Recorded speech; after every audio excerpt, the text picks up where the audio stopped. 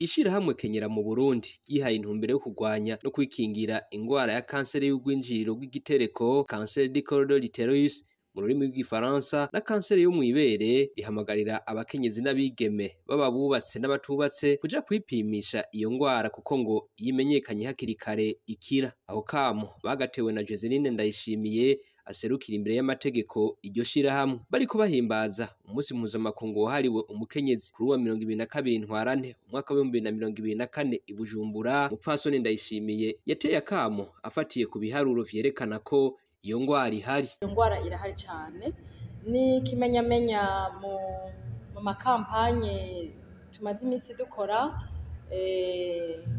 mvuze cyane kuri iyo kanseri ifatira mu rwinjiriro rw'igitereko.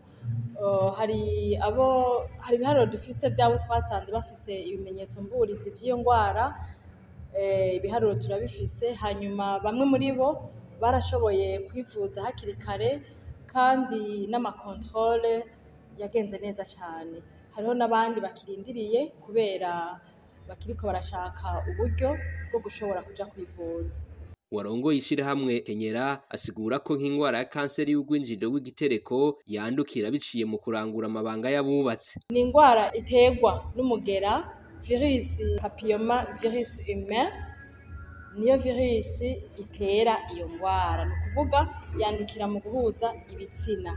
Umuntu aba yahuje ibitsina yaranguye amabanga y'abubatse, hanyuma akarandura uwo mugera. Hanyuma uwo mugera adashoboye kwipimisha hakiri kare ngo ivyo bimenyetso mburizi ziboneke kare hama bivugwe, biratinda bikavamwo ingwara.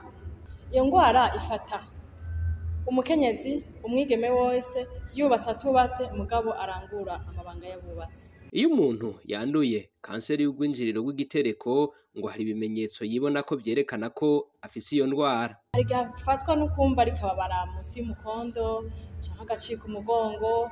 Hariho n'ibimenyetso vy'uko yahejeje kurangura amabanga y'abubatse abona uturaso, kandi atari mu gihe c'ubutinyanka, mu gihe co kubona ibihe vyiwe vy'amaraso.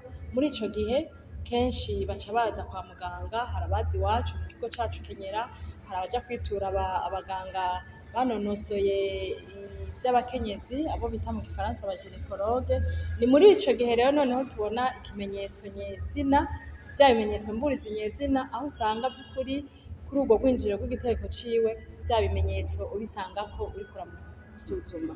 Yaba kanseri y'urwinjiriro rw'igitereko eka na kanseri yo mw'ibere, ngo zimenyekanye hakiri kare zirakira, nk'uko bishimangirwa na bamwe bagwaye ariko barakira. Rero nanje haragera igihe ndagwara, ndonda gose, ndata ibiro, nta na hamwe nababara, eka nari nkomeye, nkinywera kamusere neza, nkaganira n'abandi neza, mugabo imishatsi ntiyisubire kumera neza nadefije nk'uko nahora, canke ntadefije ikamenga niyo umurwayi wa VIH wa SIDA. Rero nkibaza nkirabura cane naho nari sanzwe nirabura, ndata ibiro nka 20 kilo mu mwaka umwe, nkapimisha SIDA nkabura, igituntu nk'amamwiradiyo badoktere Kamafu bari bararusha. Mu nyuma rero ndimbira none ko namabwira abandi biparte mabere, mbega ko ntuzenya col de l'utérus abandi tubapimira, mbega jeho sinobigira ereke ubwo ntawizi iyo bari kanseri. Rero murazi ko iri mu maorgane menshi, ariko nk'uko ba madamu babivuze, iyo tuzisansibiriza cane iya col de l'utérus canke y'ibere, kubera zozo zirakira iyo bazimenye hakiri kare neza rwose, zirakira cyo kimwe n'ayandi maorgane. Ico aba bakenyezi bagenda bagarukako ni ukwipimisha hakiri kare. Muri kwipimisha ntutinye ngo mbega ngo nimbona ca nsanga ndwaye, nukuri ntaco uzoba.